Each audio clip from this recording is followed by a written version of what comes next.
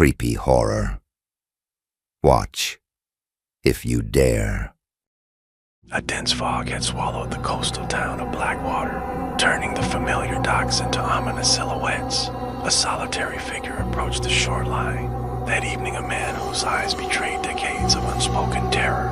For years, the legends of Blackwater had whispered of a cursed vessel, a ship that appeared only when doom was near, its presence heralding an era of despair.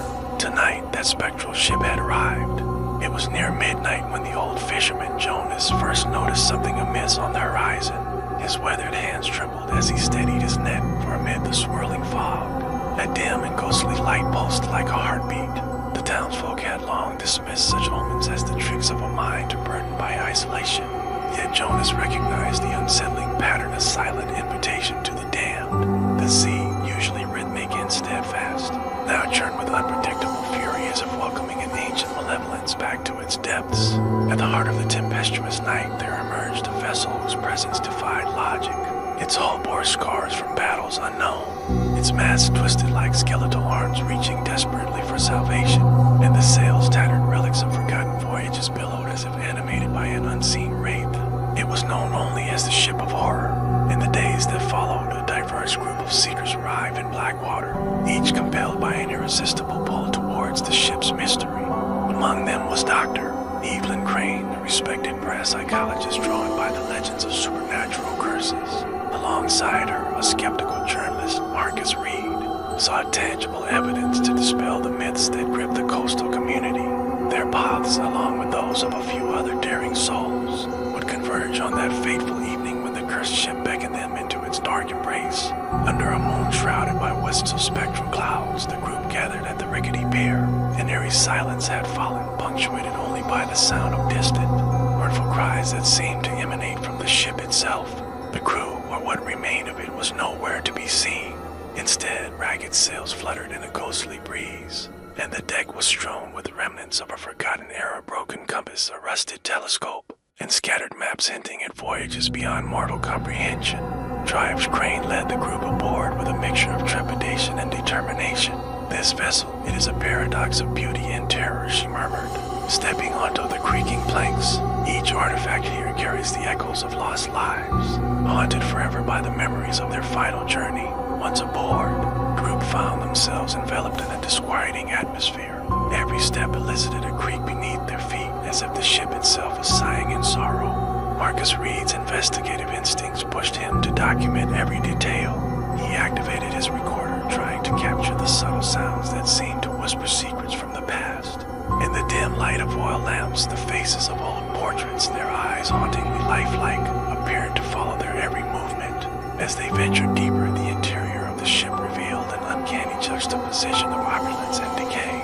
Elaborate chandeliers hung precariously, their crystals refracting the ghostly light into spectral patterns. Rich crimson drapes, once symbols of wealth and power, were now tattered and moldy, contributing to the air of despair. In one chamber, the group discovered a grand dining hall, where an imposing table was set as though awaiting the next macabre banquet. Yet no meal would be served here, only the bitter scent of long-lost indulgences lingered. In a small, secluded cabin, Dr. Crane discovered a journal bound in cracked leather. The handwriting was erratic and wild, filled with desperate notes and cryptic incantations. It told of a voyage undertaken by a now-forgotten captain who had made a dark pact with an entity from beyond the mortal realm. The captain had promised riches and immortality in exchange for the souls of his crew, and as the pages turned, the narrative unfolded into a tale of tragic hubris and eternal damnation. The final entry ended abruptly, a single word scrawled hastily, "Nevermore." The deeper the group ventured into the ship's labyrinthine corridors, the more palpable the presence of something malevolent became. Doors slammed shut behind them without warning, and distant footsteps echoed along corridors where no one should tread. Marcus Reed, recording every eerie occurrence, began to notice subtle inconsistencies. His tape recorder, a device once trusted to capture truth, now emitted disturbing static interspersed with voices that whispered his name. One night, as a fierce storm raged outside, the vessel seemed to come alive with an unholy energy. In the center of the main deck, remnants of a rudimentary altar began to glow with an ethereal radiance. Shadows danced and coalesced into indistinct shapes. and the murmurs grew louder, voices speaking in ancient tongues that chilled the very soul. Doctor, Crane felt as if invisible hands were caressing her, each touch sending shivers down her spine, urging her to confront the dark forces that haunted the ship. Suddenly, a figure appeared in the doorway, a gaunt man cloaked in shadows, his eyes burning with a spectral fire. His features were both horrific and fascinating, and his presence commanded an eerie stillness among the group. In the warden of this cursed voyage, he intoned in a voice like the rustle of dead leaves. I was once the captain, ensnared by promises of power, and now doomed to wander these decks for an eternity. You trespass on forbidden ground, each of you bears a fragment of fate that binds you to this nightmare. As the captain's words echoed through the silence, each member of the group felt the weight of inevitability. The ship was no longer a vessel from a lost era, but a sentient prison of terror. The walls seemed to pulse with memories of agony, and the very air vibrated with sorrow. Marcus's skepticism began to falter under the relentless barrage of supernatural phenomena. His recorder, his documents, even his personal beliefs were being unmoored by the unyielding force of madness that gripped the crew. Desperate to break the curse, Dr. Crane revisited the journal, searching for clues on how to free the souls trapped aboard. According to the crumbling pages, curse could only be broken by confronting the sacrifice that had bound the captain's spirit to the vessel. This would require a ritual of redemption and reclaiming of the souls long stolen by that fatal pact. Yet the ritual came at a steep cost. The one who performed it would join the ranks of the damned, forever tethered to the ship's sorrowful legacy. Captain S. eerie eyes poured into each of their souls as he recounted the captain's tragic tale, a man who had once sailed in pursuit of glory, only to surrender his humanity in exchange for unnatural immortality. His lament was a dirge of regret, a testimony to the corrupting power of ambition and the inexorable pull of guilt. I am condemned to this wandering torment, he whispered, and so too you shall bear the mark of this cursed journey if you cannot escape. With the storm raging both outside and within the ship, the group made a fateful decision. They would attempt the ritual despite knowing that its success might cost them dearly. In the grand dining hall, the heart of the ship, as sorrow they arranged the remnants of the captain's belongings as outlined in the journal. Doctor, Crane led the invocation, her voice steady and resolute, echoing against the ancient walls as she recited the incantations. As the final words left her lips, an unnatural silence fell over the hall. The temperature plummeted, and for a moment time itself seemed to stand still. The warden, the spectral captain, appeared once again, his face a twisted mask of anguish.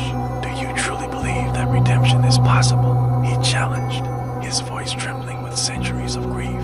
In that agonizing pause, the boundaries between the living and the dead blurred. The ship groaned as though in agony, its timbers creaking under the strain of unleashed energies. From every corner came whispers of lost souls, a chorus of despair that threatened to overwhelm the fragile hope of redemption. Marcus clutched his recorder with white-knuckled desperation, his journalistic resolve now replaced by the raw instinct for survival. Doctor, Crane pressed on with unwavering determination, even as the spectral captain's form wavered like a dying ember. There's always a path out of darkness, even if the journey exacts its due, she declared, her voice rising over the cacophony of ghostly wails. With each recited line, the ship trembled more violently, the malevolent forces resisting the incantation as if unwilling to relinquish their grip. The ritual culminated in a burst of unearthly light that engulfed the hall. The spectral captain's expression shifted from defiance to tragic acceptance, and for a brief moment, the decades-long curse seemed to tremble on the verge of collapse.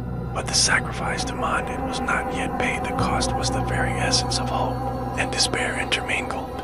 In that poignant moment, as the boundaries of life and death began to collapse, the ship itself seemed to cry out in anguish, the chamber filled with a searing pain that echoed through every fiber of the assembled souls.